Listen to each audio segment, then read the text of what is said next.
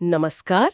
आज हम एक बहुत ही जाने माने और धूमधाम से मनाए जाने वाले त्योहार पर बात करने वाले हैं। हाँ, जो पूरे 9 रातों तक चलता है। बिल्कुल। देवी दुर्गा के 9 अलग-अलग रूपों को समर्पित हम नवरात्रि की बात कर रहे हैं। सही। हमारे पास जो जानकारी है वो इस त्योहार के हर दिन की देवी, उनकी पूजा कैसे होती है और उनसे जुड़ी जो रीति रिवाज है उन पर काफी रोशनी डालती है। तो चलिए इसे थोड़ा और करीब से देखते हैं। मतलब हमारा इरादा ये समझने का है कि नवरात्रि के हर एक दिन का क्या महत्व है और ये जो सारी सांस्कृतिक प्रथाएं हैं वो हमें क्या सिखाती हैं। बिल्कुल। नवरात्रि देखिए सिर्फ एक त्योहार नहीं है। हिंदू धर्म में ये दिव्य स्त्री शक्ति की आराधना का एक बहुत गहरा मौका है। हाँ। और ये जानना भी जरूरी है कि ये साल में 2 बार आता है। एक तो चैत्र नवरात्रि वसंत में और दूसरी शारदीय नवरात्रि पतझड़ में। अच्छा। और दोनों ही बार मतलब फोकस देवी दुर्गा के 9 रूपों और उनकी पूजा पर ही रहता है। तो चलिए शुरू करते हैं पहले दिन से। ये माँ शैलपुत्री को समर्पित है। शैलपुत्री मतलब जैसा नाम से ही पता चलता है, शैल यानी पर्वत, पुत्री यानी बेटी, हिमालय की पुत्री। हाँ बिल्कुल। इस दिन की एक खास रस्म है कलश स्थापना, जिसे घट स्थापना भी कहते हैं। ये नवरात्रि की शुरुआत का प्रतीक है। पूजा में लाल फूल और घी का दीपक इस्तेमाल होता है। हाँ, और ये जो कलश स्थापना है ना, इसका एक गहरा मतलब प्रतीकात्मक अर्थ है। अच्छा। देखिए, कलश सिर्फ एक बर्तन नहीं है, इसे शुभता, सृजन और संपन्नता का प्रतीक माना जाता है। तो इसे स्थापित करना एक तरह से पर्व की जो सकारात्मक ऊर्जा है उसे अपने घर में बुलाने जैसा है। अगर हम इसे बड़ी तस्वीर में देखें तो ये जीवन में किसी भी अच्छे काम या संकल्प की पवित्र शुरुआत का निशान है।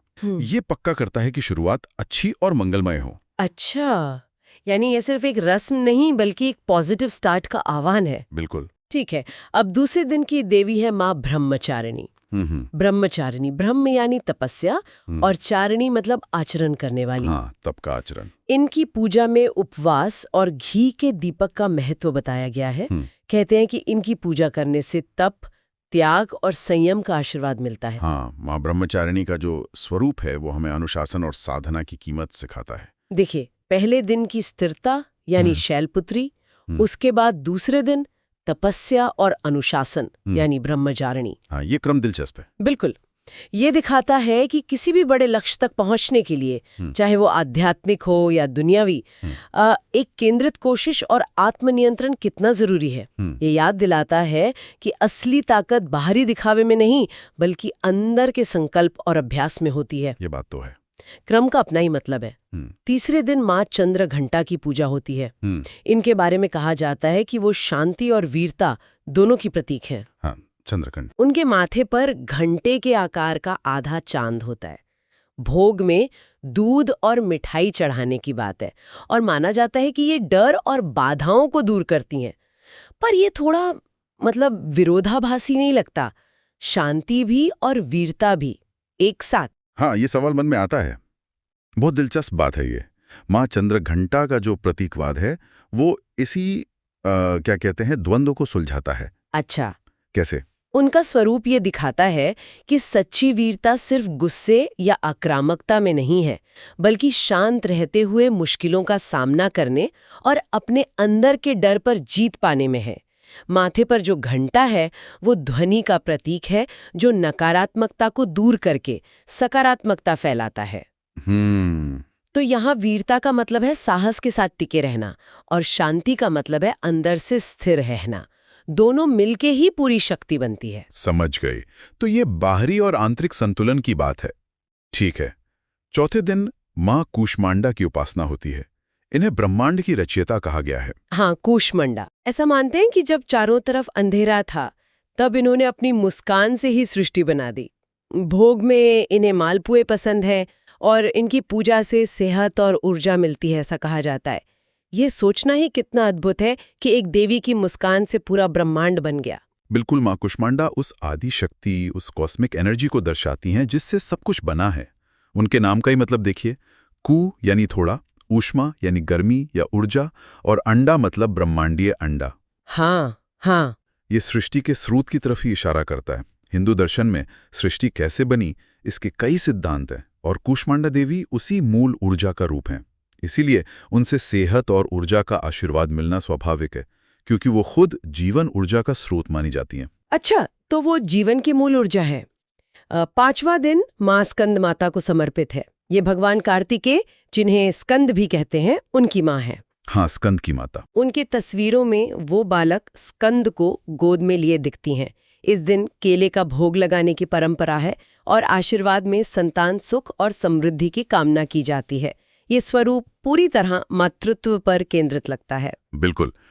माँ स्कंद माता का स्वरूप मातृत्व के पोषण करने वाले और रक्षा करने वाले पहलू को दिखाता है। और ये सिर्फ अपनी संतान तक ही सीमित नहीं है, बल्कि ये हर तरह की रचना, पोषण और देखभाल की भावना का प्रतीक है। संतान और समृद्धि का आशीर्वाद भी इसी बनाने और पोषण करने की क्षमता से जुड़ा है। ये स्वरूप हमें माँ की शक्ति और पवित्रता की याद दिलाता है, जो जीवन को आगे बढ़ाता है और उसे बेहतर बनाता है। ठीक है। फिर छठे दिन माँ कात्यायनी की पूजा होती है। कहते हैं कि महर्षि कात्यायन की बेटी होने की वजह से उनका ये नाम पड़ा। हाँ, कात्यायनी। इन्हें विवाह की देवी भी मानते हैं और शहद का भोग लगाया जाता है। जानकारी ये भी है कि जिन लड़कियों की शादी नहीं हुई है, वो अच्छे वर के लिए इनकी खास पूजा करती हैं। हाँ, माँ कात्यायनी का संबंध सीधा सीधा हमारे सामाजिक जीवन के एक बहुत अहम पड़ाव यानी विवाह से है। भारतीय संस्कृति में विवाह एक महत्वपूर्ण संस्कार है, तो जाहिर है इस काम के पूरा होने के लिए देवी का आशीर्वाद खास मायने रखता है। उनका स्वरूप उस शक्ति का प्रतीक है जो भक्तों की इच्छाएं पूरी करती हैं, खासकर जो दुनियावी और पारिवारिक जीवन से जुड़ी हों। और शहद का भोग शायद जीवन में मिठास, तालमेल और रिश्तों में गहराई का प्रतीक है। अच्छा, फिर 7वें दिन माँ कालरात्रि का स्वरूप आता है। ये तो काफी उग्र और भयानक बताया गया है। काला रंग, बिखरे बाल, गधे की सवारी। हाँ, बिल्कुल अलग स्वरूप है। इन्हें दुष्ट शक्तियों का नाश करने वाली कहा जाता है और गुड़ का भोग लगता है। इनकी पूजा से डर और बीमारियों से मुक्ति मिलती है। ये स्वरूप पिछले शांत स्वरूपों से एकदम अलग है। इस उग्रता का कोई खास मकसद है क्या इस क्रम में? आपका सवाल बिल्कुल सही है। माँ कालरात्रि का जो ये उग्र रूप है, वो जीवन की एक कठोर सच्चाई, विनाश को दिखाता है। लेकिन ये विनाश नेगेटिव नहीं है। अच्छा, ये बुराई, अज्ञान, घमंड और उन सभी नेगेटिव चीजों का विनाश है जो हमारी तरक्की में रुकावट बनती हैं। कालरात्रि का स्वरूप सिखाता है कि पवित्रता और अच्छाई को स्थापित करने के लिए कभी-कभी बुराई को मिटाना भी जरूरी होता है। समझ गया। ये अंधेरे पर रोशनी की जीत की जो प्रक्रिया है, उसका एक जरूरी हिस्सा है। और गुड़ का भोग शायद ये बताता है कि मुश्किल या कड़वे अनुभवों के बाद भी जीवन में मिठास और सकारात्मकता आ सकती है। यानी नकारात्मकता को हटाने के लिए कठोर कदम भी जरूरी हैं। इसके बाद 8वें दिन अष्टमी को माँ महागौरी की पूजा होती है। काल रात्रि के बिल्कुल उलट ये बहुत शांत, सौम्य और गोरे रंग की हैं। पवित्रता और शांति की प्रतीक। हाँ, महागौरी, परम शांति। नारियल और हलवे का भोग लगता है और इस दिन कन्या पूजन का भी बहुत महत्व है, जिसमें छोटी बच्चियों को देवी मानकर पूजा जाता है और उन्हें खाना खिलाया जाता है। महागौरी का स्वरूप उस परम शांति और पवित्रता का प्रतीक है जो काल रात्रि द्वारा की गई सफाई, मतलब नकारात्मकता के विनाश के बाद आती है। ये शुद्धि और आध्यात्मिक रोशनी की अवस्था है। हाँ, और कन्या पूजन का महत्व भी इसी से जुड़ा है। देखिए, छोटी बच्चियों को समाज में स्वाभाविक रूप से पवित्र और मासूम माना जाता है। उन्हें देवी का रूप मानकर पूजना असल में दिव्यता को उसके सबसे शुद्ध और भोले रूप में सम्मान देना है। ये परंपरा स्त्री शक्ति के प्रति गहरे आदर को भी दिखाती है। और फिर आखिर में 9वां दिन, नवमी, ये माँ सिद्धिदात्री को समर्पित है। सिद्धिदात्री, सिद्धि यानी विशेष क्षमताएं या पूर्णता, और दात्री मतलब देने वाली। हाँ, सभी सिद्धियों को देने वाली। ये हर तरह की सिद्धियां देने वाली मानी जाती हैं। इन्हें तिल का भोग लगाया जाता है। आशीर्वाद में शक्ति, ज्ञान और अंत में मुक्ति की बात कही गई है। ये 9 देवियों की यात्रा का कह सकते हैं समापन है। हाँ, सिद्धि का मतलब सिर्फ कोई जादुई शक्ति नहीं है, बल्कि किसी भी फील्ड में परफेक्शन, मास्टरी और सफलता पाना भी है। माँ सिद्धिदात्री उस सर्वोच्च आध्यात्मिक अवस्था को दर्शाती हैं जहां व्यक्ति हर तरह की पूर्णता पा लेता है। अच्छा, ज्ञान, शक्ति और अंत में मोक्ष या मुक्ति, जो हिंदू धर्म में जीवन का सबसे बड़ा लक्ष्य माना जाता है, वो इनकी कृपा से ही संभव माना जाता है। ये 9 दिनों की साधना का शिखर है जो इंसान को आत्म साक्षात्कार और परम उपलब्धि की ओर ले जाता है। तो ये तो हुई 9 देवियों और उनके स्वरूपों की बात। लेकिन नवरात्रि में सिर्फ इतना ही नहीं है, है ना? नहीं, बिल्कुल नहीं। स्रोत बताते हैं कि कई और परंपराएं भी इससे जुड़ी हैं, जैसे पहले दिन कलश स्थापना के साथ अखंड ज्योति जलाना। बहुत से लोग पूरे 9 दिन व्रत रखते हैं, सिर्फ फलाहार पर। हाँ, उपवास का बहुत महत्व है। गुजरात और महाराष्ट्र जैसे इलाकों में रात में गरबा और डांडिया होता है। उत्तर भारत में रामलीला चलती है, जो दशहरे तक जाती है। और फिर अष्टमी या नवमी पर कन्या पूजन, जिसमें 9 कन्याओं को भोजन कराने का रिवाज है। इन सब अलग अलग प्रथाओं का एक साथ क्या मतलब समझा जाए? देखिए, ये सारी परंपराएं मिलकर नवरात्रि के अनुभव को एक संपूर्णता देती हैं। ये सिर्फ पूजा पाठ तक ही सीमित नहीं रहता, बल्कि इसे एक सामाजिक और सांस्कृतिक उत्सव बना देती हैं। कलश स्थापना और उपवास व्यक्तिगत श्रद्धा और अनुशासन को दिखाते हैं।